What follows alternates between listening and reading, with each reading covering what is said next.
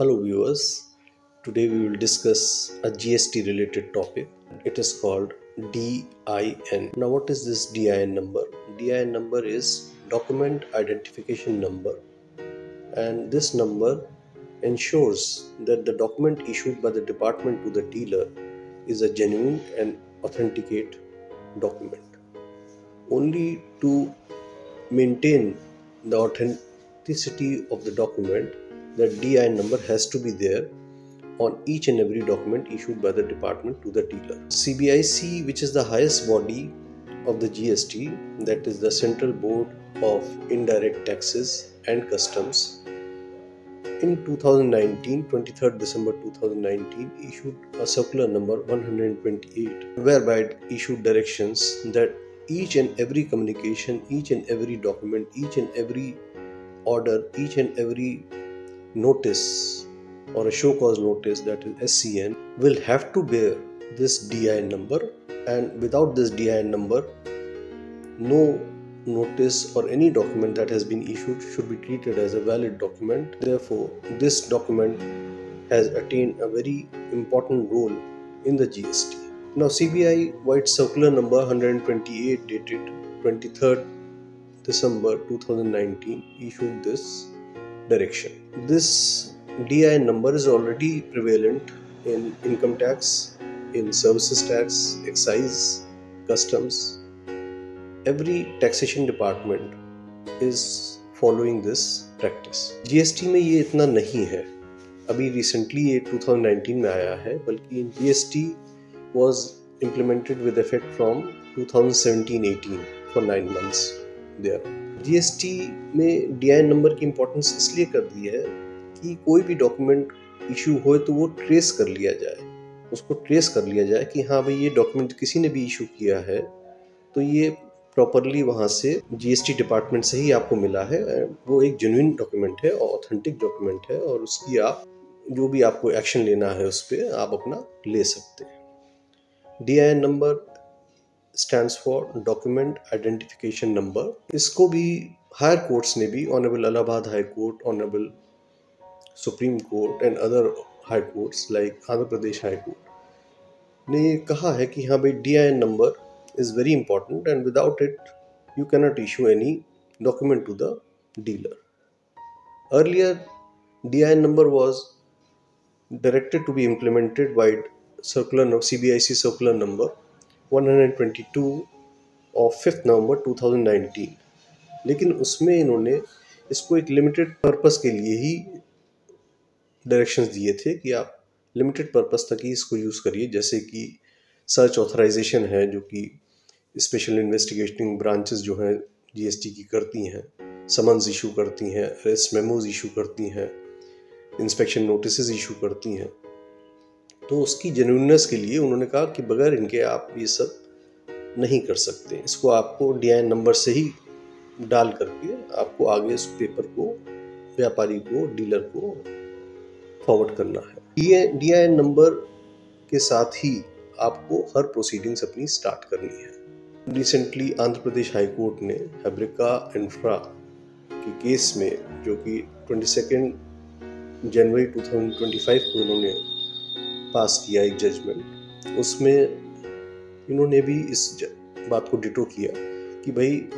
बगैर DIN number के the document will be invalid, तो it is better before issuing the document आप इसको DIN नंबर, इसमें ऑटो जनरेटेड DIN नंबर एक डालें इसके अंदर। सिमिलरली ऑनरेबल सुप्रीम कोर्ट ने भी Pradeep Goyal's case, that was a writ petition, उसमें भी इस चीज़ को अप्रिशिएट किया कि the central government is making all efforts कि इसको आप DIN नंबर को डालिए, और डायरेक्शंस भी दिए। CGST के लिए तो उन्होंने कहा कि ऑलरेडी ये तो इनकॉर्पोरेशन के लिए है, इसमें सर्कुलर जो हमने बताया वो आ गया है, लेकिन स्टेट GST बॉडीज़ जो हैं उनके लिए उन्होंने डायरेक्शंस दिए सब चीफ सेक्रेटरीज को, इस सिस्टम को, ऑटो जनरेटेड सिस्टम को आप लोग इम्प्लीमेंट करिए। इलाहाबाद हाई कोर्ट ने भी एक केस में, इंफ्रा डिजिटल सॉल्यूशंस के केस में, CGST का मैटर था, समन्स का और उसका सर्च का, तो उसमें भी उन्होंने चैलेंज किया था इस पॉइंट को कि साहब ये जो डॉक्यूमेंट इन्होंने इशू किया है CGST ने, इस पे DIN नंबर नहीं है। तो इस बात को जब सामने आई तो डिपार्टमेंट ने उसको करेक्ट करा, और करेक्ट करने के बाद हाई कोर्ट में स्टेटमेंट दिया कि नहीं साहब, हमने DIN नंबर अब इसमें डाल दिया है। Generally in the CGST department, जो हमारा SGST वाले वो हैं एक्शंस, जो कि SGST डिपार्टमेंट में प्रॉपर ऑफिसर आ जाता है, जुरिसडिक्शन ले लेता है और उसको फिर नोटिस हम लोग को इशू करते हैं वो लोग, तो उसमें हमने देखा कि जनरली DIN नंबर एक डॉक्यूमेंट पे पड़े होते हैं, दूसरे डॉक्यूमेंट पे नहीं पड़े होते हैं। तो इसको आप सेफली